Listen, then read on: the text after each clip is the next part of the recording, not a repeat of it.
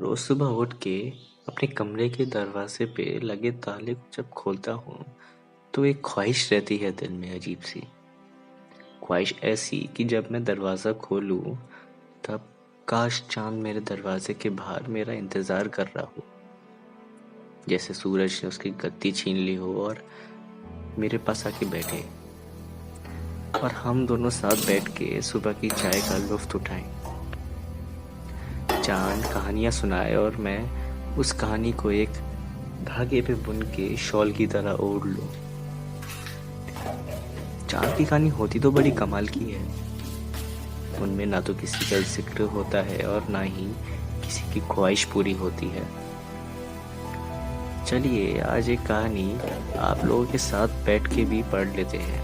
अभी चांद भी नहीं है और सूरज भी गहरी नींद में है। कहानी कुछ यूं चालू होती है। आसमान में जब जब महफिल लगती थी, चांद को इस बात की खबर न थी। कुछ चिड़िया कुछ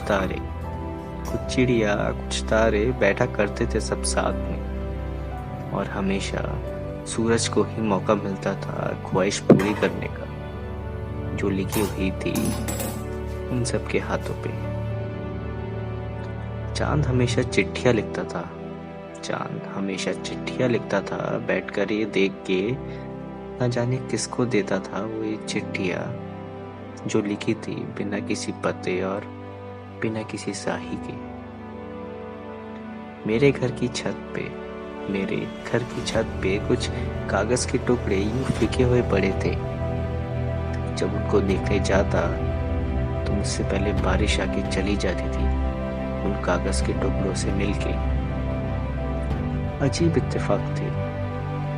इत्तेफाक थे इस कहानी में। लगता है बारिश और सूरज उनको ज्यादा बेताबी थी उन टुकड़ों को पढ़ने में।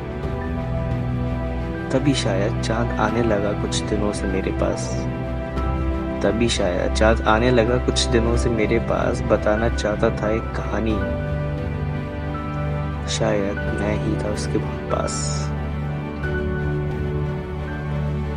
ये थी एक छोटी सी कहानी चांद की, जिसके अंदर बहुत सारी कहानियों का जुलूस था। कहानियां या फिर पहेलियां।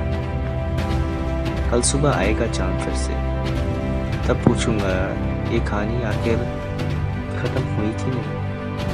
अगर ये कहानी खत्म नहीं हुई होगी तो कल जरूर आएगा।